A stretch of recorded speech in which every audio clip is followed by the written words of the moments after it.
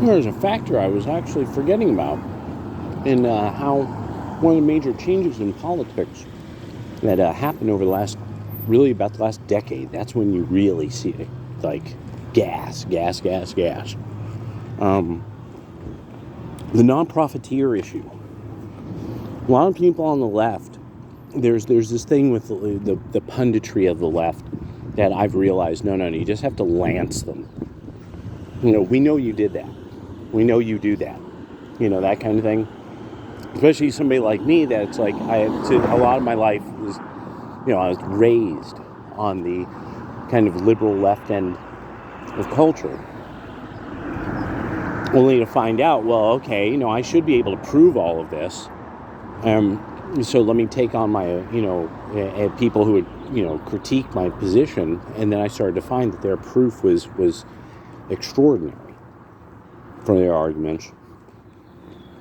And they had extraordinary evidence debunking what I had been taught.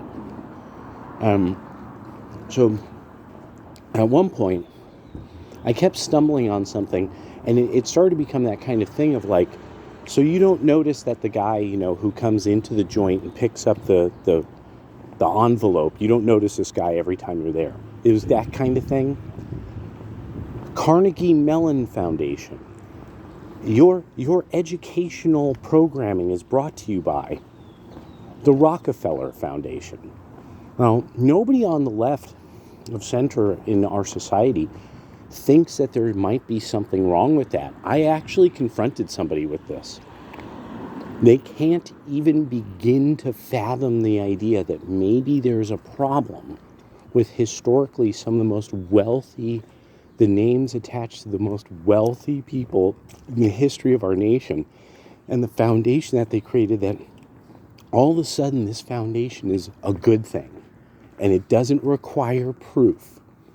It just is inherently good. And PBS and NPR were inherently good because, you listen to them if you're a real winner and you want to be well informed, even though people would still buy newspapers.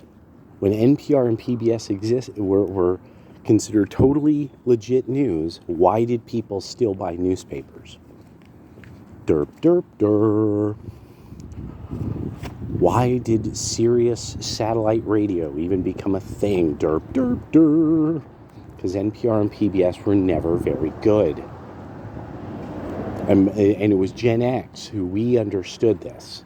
We understood that it was never good. This is why even Saturday Night Live used to mock the NPR. At the height of their glory, they were mocking. They would have shows they would have skits that would mock NPR and the NPR voice, and the kind of things that they would report on.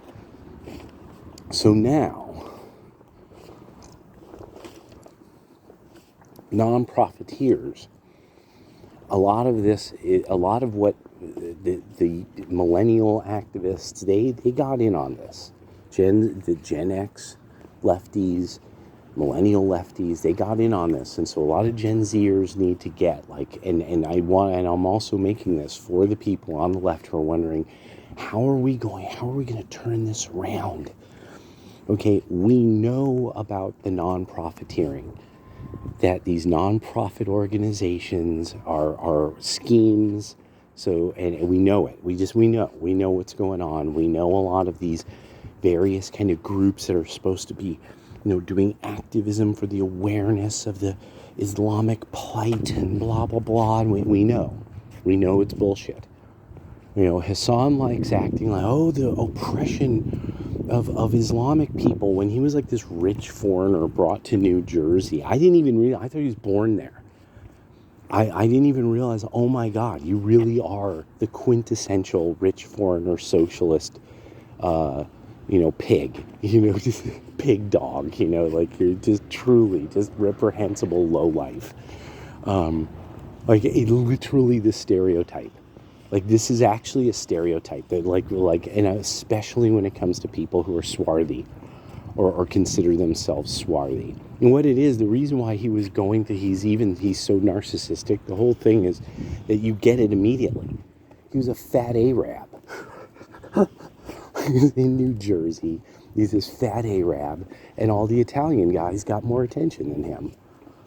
To keep it a stack. You know, the handsome Italians were hotter than him. He was just this fat, like, Middle Eastern guy who was really rich and uninteresting, with no personality.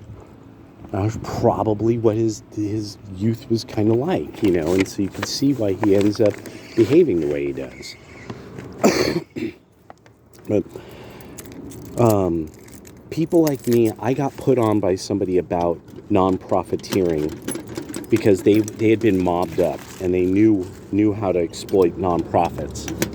He was from that class of people that used nonprofits way back in the day to hide their family's money. So that's why now everyone knows about this and knows about this hustle. And a lot of people know it as a hustle, like somebody like me. And that's why you're seeing nonprofits catching it. And because we know you're just using it to launder money or get paid out by taxpayers. So, yeah, you're not fooling anybody anymore. That's what it is.